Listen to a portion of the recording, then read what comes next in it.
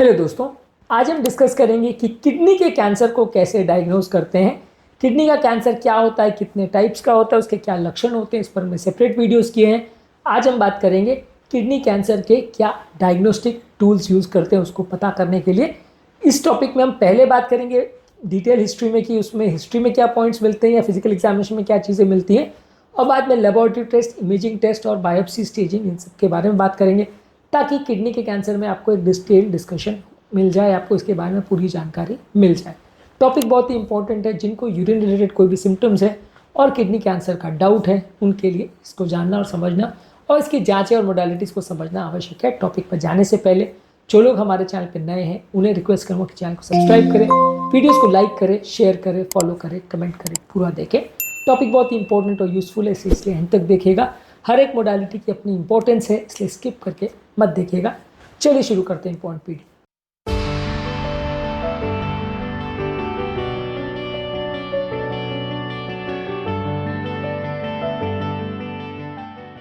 सबसे पहले लक्षण क्या है इसके किडनी कैंसर के, हमने ऑलरेडी सिम्टम्स वाले वीडियो में इसको डिस्कस किया है।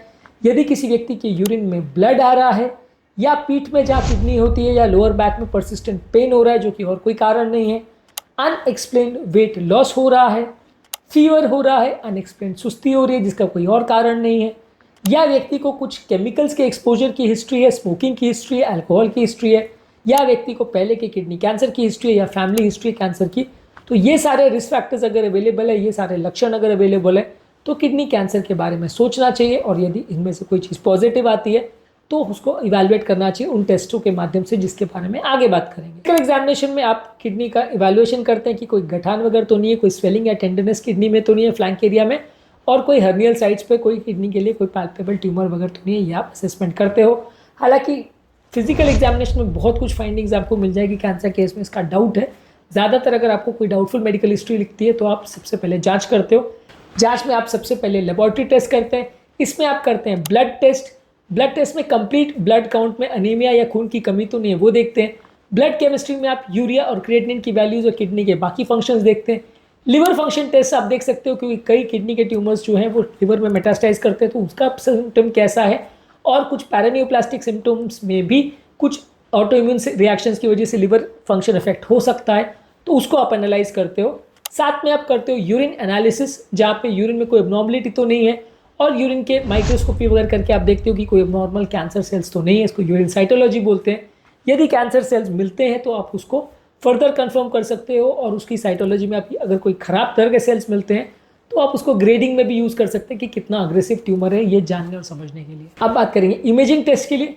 सबसे ईजी इमेजिंग टेस्ट है अल्ट्रासाउंड, जहाँ पे हम किडनी का सोनोग्राफी करते हैं, जिसमें अगर कोई साउंड वेव्स द्वारा एक रिफ्लेक्टेड बीम आती है और उसको मशीन पे इंटरप्रेट करते हैं। कोई सिग्निफिकेंट डेंजरस टेस्ट नहीं है और कोई रेडिएशंस नहीं होते, काफ़ी सस्ता टेस्ट भी है।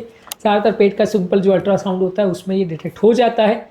इससे आप किडनी की इमेजिंग करते हैं, और अगर कोई ट्यूमर जैसा डाउट होता है तो फिर आप फर्दर कन्फर्मेशन के लिए सीटी स्कैन करते हैं जिसमें ट्यूमर है या नहीं और उसका कितना स्प्रेड हुआ है, ये सारी चीज़ें देखते हैं। आसपास के लिम्फ नोड्स वगैरह में स्प्रेड तो नहीं हुआ है, पूरे शरीर में स्प्रेड तो नहीं हुआ है।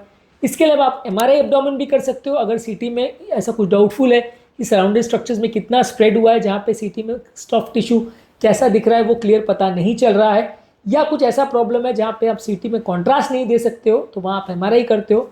इसके अलावा आप करते हो इंट्रावीनस पाइलोग्राम, जहाँ पे कॉन्ट्रास्ट इंजेक्ट करते हो वेन में, और एक एक्सरे द्वारा आप असेस करते हो कि किडनी में कोई गठान या ट्यूमर तो नहीं है। हालांकि सीटी और एमआरआई इससे ज़्यादा बेटर है, आजकल ये ज़्यादा नहीं किया जाता पर पहले ज़माने में इसको करते थे।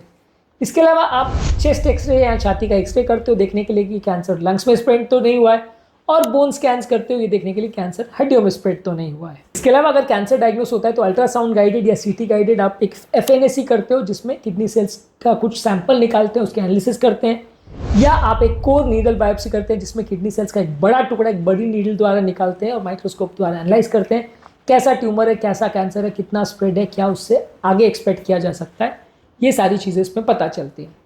अब आते हैं किडनी ट्यूमर के स्टेजिंग और ग्रेडिंग के बारे में। स्टेजिंग और ग्रेडिंग के बारे में ऑलरेडी हमने सेपरेट वीडियोस किए। स्टेजिंग में TNM सिस्टम यूज़ करते हैं जो कि अमेरिकन सोसाइटी द्वारा दिया गया है।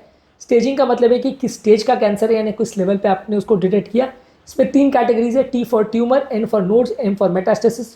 T में प्राइमरी ट्यूमर कितना बड़ा है और कितना स्प्रेड किया है ये देखते हैं। एन में आप देखते हो कि आसपास के लिम्फ नोड्स में कितना स्प्रेड किया है, और एम में देखते हो कि डिस्टेंट मेटास्टेसिस कितना है। तो किस स्टेज पे ट्यूमर डिटेक्ट हुआ है, कितने नोड्स में स्प्रेड हुआ है, कितना डिस्टेंस स्प्रेड है, उसके बेसिस पे आप जज करते हो कि ट्यूमर की क्या कैटेगरी है और उसमें आगे क्या कर सकते हैं और बचने के या मरने के कितने चांसेस है, इसको प्रोग्नोस्टिकेट करते हो। इसके अलावा एक होता है ग्रेडिंग सिस्टम, जहाँ पे सेल्स को आप माइक्रोस्कोप द्वारा देखते हो, कितने अग्रेसिव सेल्स है, उसके फैलने के या नहीं फैलने के क्या चांसेस है, इसको आप असेस करते हो और इसके बेसिस पे ट्रीटमेंट स्ट्रैटेजी डिसाइड करते हो। तो फाइनल कंक्लूजन ये है कि यदि किसी को साइन और सिम्टम्स में खासकर अगर यूरिन में ब्लड आ रहा है या कुछ सिम्टम्स ऐसे आ रहे हैं, पेन वेन हो रहा है, फीवर हो रहा है, फटीग हो रहा है, तो वैसे केस में आप जांच करते हो। सबसे ईजी टेस्ट यूरिन एनालिसिस या पेट का सोनोग्राफी है। अगर इसमें कुछ डाउटफुल लगता है तो CT MRI करके आप उसको कंफर्म करते हो और बाद में CT गाइडेड या अल्ट्रासाउंड गाइडेड उसका एक टुकड़ा निकाल के ट्यूमर की स्टेजिंग ग्रेडिंग करते हैं और उसके बेसिस पे ट्रीटमेंट स्ट्रैटेजी डिसाइड करते हैं। अगर ट्रीटमेंट के लिए छोटा कोई ट्यूमर वगैरह तो उसको निकाल दिया जाता है, किडनी का पोर्शन निकाल दिया जाता है। बड़ा ट्यूमर है तो फिर मेटास्टेसिस हो गया है अगर वैसा, तो फिर आपको कीमो या रेडियोथेरेपी ऐसा देना पड़ता है। किडनी ट्यूमर के ट्रीटमेंट के स्टेजेस और उसके ओवरऑल मैनेजमेंट स्ट्रैटेजीज पर मैं सेपरेट वीडियोस किए हैं, जो कि आप हमारे चैनल पर देख सकते हैं। टॉपिक एंड करने से पहले जो लोग हमारे चैनल पर नए हैं उन्हें रिक्वेस्ट करूँगा कि चैनल को सब्सक्राइब करें, वीडियोस को लाइक करें, शेयर करें, फॉलो करें, कमेंट करें, पूरा देखें, क्योंकि इस तरह का यूजफुल कंटेंट हम आपके लिए लाते रहते हैं।